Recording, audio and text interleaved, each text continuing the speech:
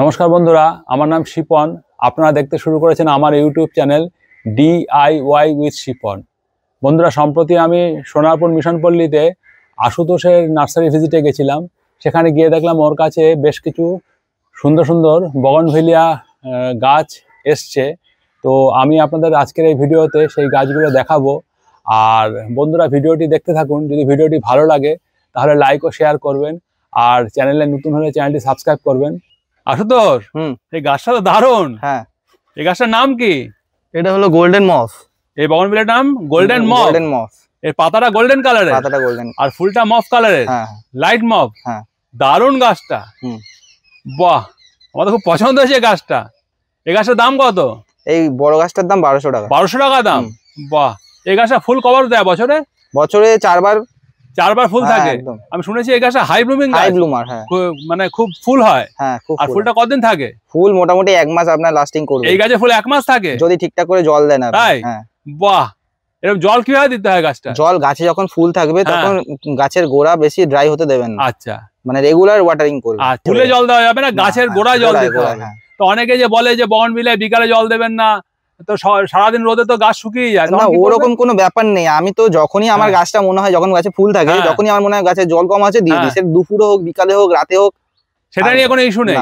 অনেকে যে এইসব কথা বলে ভুল কথা। আমি বলতে পারছি না সে ভুল কি ঠিক, তার একটা কোনো নির্দিষ্ট দৃষ্টিভঙ্গি থাকতে পারে, বাট আমি ওরকম ওসব কিছু দেখি না। এই গোড়াটা যখনই তুমি শুকনো দেখো, তুমি জল দিও। যখনই মনে হয় শুকনো, জল তৃষ্ণা পেয়েছে, আমাকে জল খাই। আচ্ছা, ফুলে জল দাও না। জল ফুলে পড়লে ফুল নষ্ট হয়ে যাবে, পড়ে যাবে, তাই তো? খুব সুন্দর হয়েছে গাছটা। এই গাছটা কিরকম বয়স, কিরকম তোমার ধারণা? এটা 1 বছর বয়স। এটা 1 বছরে এত সুন্দর গাছ হয়েছে? বাহ।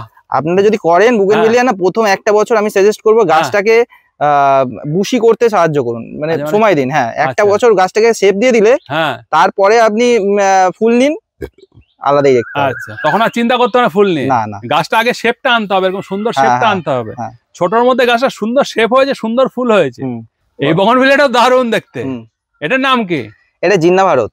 বাহ, এটা তো দারুণ ফুল হয়েছে। হ্যাঁ, এও প্রচুর ফুল আছে। হ্যাঁ, প্রচুর। এটা হাই ব্লুমার? এটাও হাই ব্লুমার। আচ্ছা, এই গাছটার দাম কিরকম? এই গাছটার দাম 400 টাকা। 400 টাকা?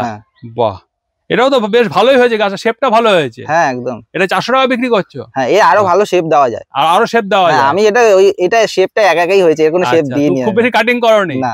এটা কাটিং করার আদর্শ সময় কোনটা? এখন আপনি যে কোনো, মানে গাছে ফুল না থাকলেই গাছে এখন কাটিং করতে পারেন, তবে শীতের সময় গাছকে হার্ড প্রুনিং করবেন না। আচ্ছা, এটা গরমকালেই হার্ড প্রুনিং করলে ভালো। এই ফুলটা শেষ হয়ে গেলে তুমি কাটবে নাকি? হ্যাঁ, ফুল শেষ হয়ে গেলে পুরো গাছটাকে একবার শেপ দিয়ে দেবে। বাহ, খুব সুন্দর হয়েছে। ফুলটা দেখতে খুব সুন্দর লাগছে। এই গাছটা আমার কাছে আছে, আমার নিজের বাড়িতেও আছে। এই কালারটাও তো দারুণ। হ্যাঁ, এই পাতাটাও খুব সুন্দর। এখন পাতাটা নেই বলে। হ্যাঁ, পাতাটা কম আছে। ফুলটা বেশ সুন্দর লাগছে। এই গাছটার নাম কি? এটা থিমা রেড। থিমা গ্রুপের গাছ। এটা রেড কালারের পপুলার গাছ বগনভিলিয়ার।